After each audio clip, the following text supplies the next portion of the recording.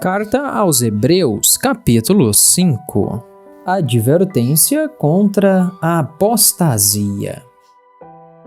Porque todo sumo sacerdote, tomado dentre os homens, é ordenado por homens nas coisas pertencentes a Deus, para que ele possa oferecer tanto dons como sacrifícios pelos pecados.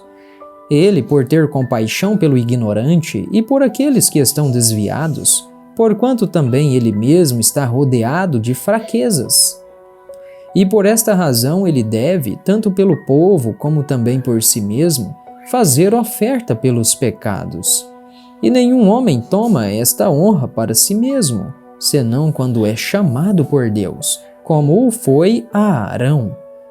Assim também Cristo não se glorificou a si mesmo para se tornar um sumo sacerdote, mas o fez aquele que lhe disse: Tu és meu filho, hoje te gerei.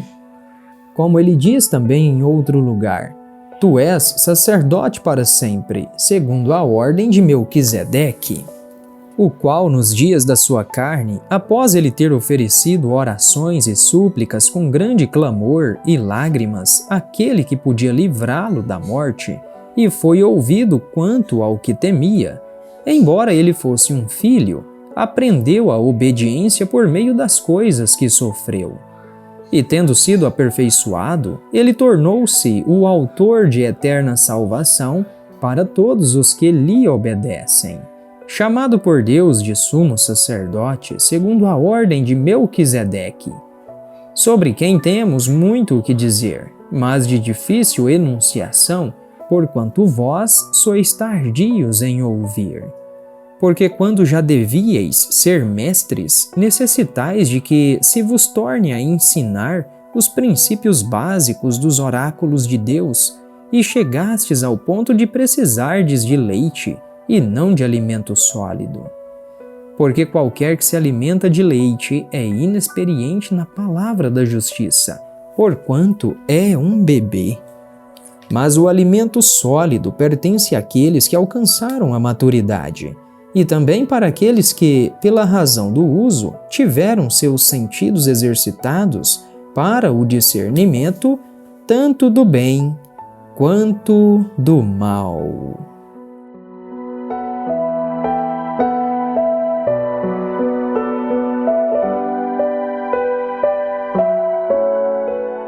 Hebreus capítulo 6. A certeza da promessa de Deus. Pelo que, deixando os princípios da doutrina de Cristo, prossigamos até a perfeição, não lançando de novo o fundamento de arrependimento de obras mortas e de fé em Deus, de doutrina sobre batismos e de imposição de mãos, e sobre ressurreição de mortos e sobre juízo eterno. E isso faremos se Deus o permitir. Porque é impossível que os que uma vez foram iluminados e provaram o dom celestial e se fizeram participantes do Espírito Santo e provaram a boa palavra de Deus e os poderes do mundo que há de vir, se eles caírem, sejam outra vez renovados para arrependimento, visto que eles de novo crucificam para si mesmo o Filho de Deus, expondo-o em uma vergonha aberta. Porque a terra que absorve a chuva que cai sobre ela e produz erva útil, provê para aqueles que a lavram e recebe a bênção da parte de Deus. Mas aquela que produz espinhos e abrolhos é rejeitada, e perto está da maldição, e o seu fim é ser queimada. Porém, amados, esperamos coisas melhores de vós, e coisas que acompanham a salvação, embora falemos assim. Porque Deus não é injusto para que se esqueça de vossa obra, e do trabalho de amor que para com o seu nome mostrastes, porquanto ministrastes aos santos e ainda os servis. E desejamos que cada um de vós mostre o mesmo zelo até a completa certeza da esperança até o fim, para que não estejais ociosos, mas sejais seguidores dos que, pela fé e paciência, herdam as promessas. Porque quando Deus fez a promessa a Abraão, visto que não havia alguém maior por quem jurar, ele jurou por si mesmo, dizendo: certamente abençoando, eu te abençoarei, e multiplicando, eu te multiplicarei. E assim, tendo Abraão perseverado pacientemente, obteve a promessa. Porque os homens verdadeiramente juram pelo maior, e o juramento de confirmação é, para eles, um fim de toda contenda. E assim Deus, desejando mostrar mais abundantemente aos herdeiros da promessa a imutabilidade do seu conselho, confirmou-o com juramento, para que, através de duas coisas imutáveis, nas quais é impossível que Deus minta, pudéssemos ter uma poderosa consolação, nós que procuramos refúgio na esperança colocada diante de nós. Esperança essa que temos como âncora da alma, segura e firme, e que penetra até o interior do véu, onde o precursor entrou por nós, o próprio Jesus, feito sumo sacerdote para sempre, segundo a ordem de Melquisedeque.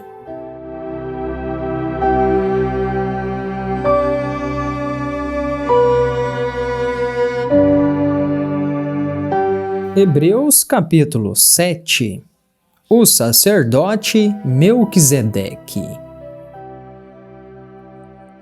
Porque este Melquisedeque, rei de Salém, sacerdote do Deus Altíssimo, que encontrou Abraão quando este regressava da matança dos reis e o abençoou, a quem também Abraão deu a 10ª parte de tudo, sendo primeiramente, por interpretação do seu nome, Rei de Justiça, e depois disso também Rei de Salém, que é Rei de Paz, sem pai, sem mãe, sem genealogia, não tendo princípio de dias nem fim de vida, mas feito semelhante ao Filho de Deus, permanece sacerdote para sempre.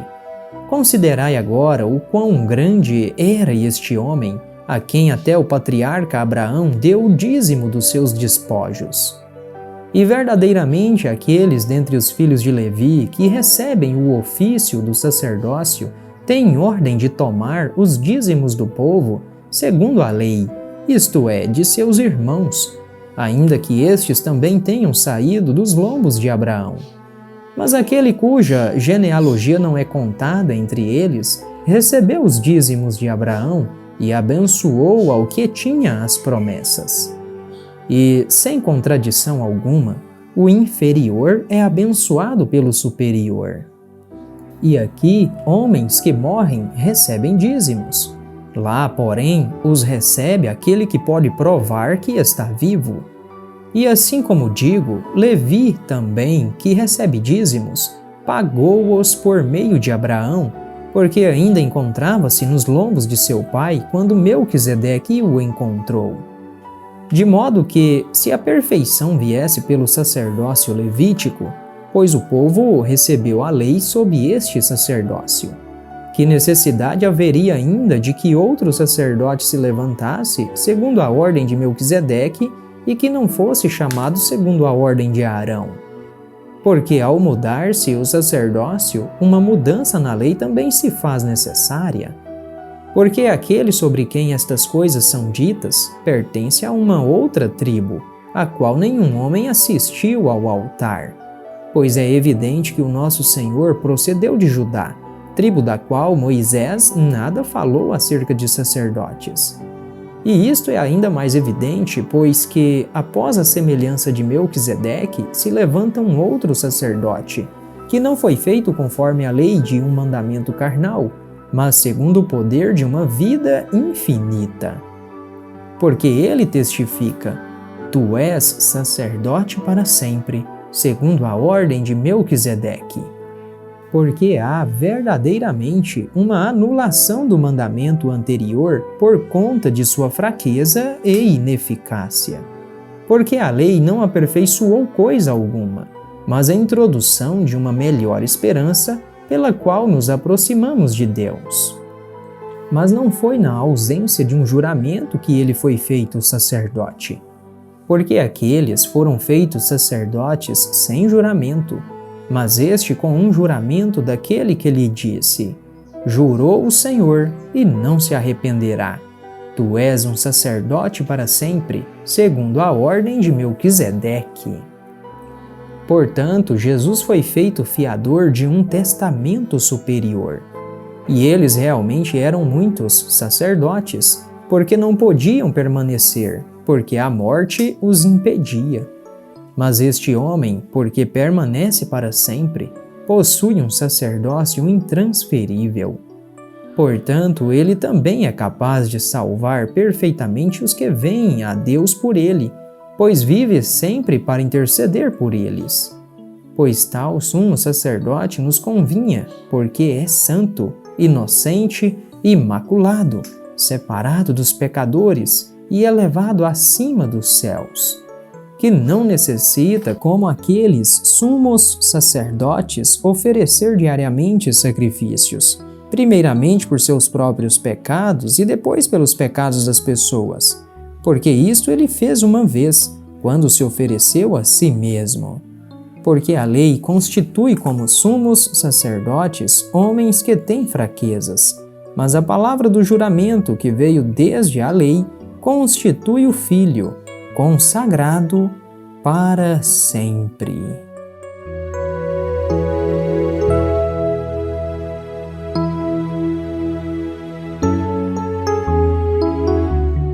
Hebreus capítulo 8. O sumo sacerdote de uma nova aliança. Ora, de todas as coisas que falamos, eis o resumo. Temos um sumo sacerdote tal que está assentado à destra do trono da majestade nos céus, um ministro do santuário e do verdadeiro tabernáculo que o Senhor levantou, e não o homem.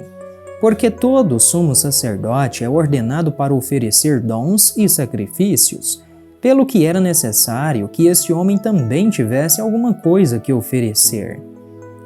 Porque se ele estivesse na terra, não devia ser sacerdote, visto que há sacerdotes que oferecem dons segundo a lei, que servem ao exemplo e sombra das coisas celestiais, como Moisés foi admoestado por Deus quando estava prestes a construir o tabernáculo.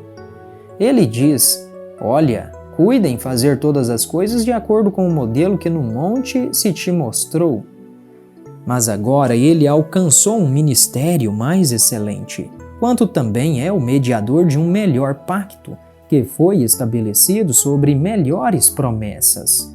Porquanto, se o primeiro pacto fora sem defeito, nenhum lugar se teria buscado para o segundo. E achando falta neles, ele diz: Eis que virão dias, diz o Senhor, em que farei um novo pacto com a casa de Israel e com a casa de Judá.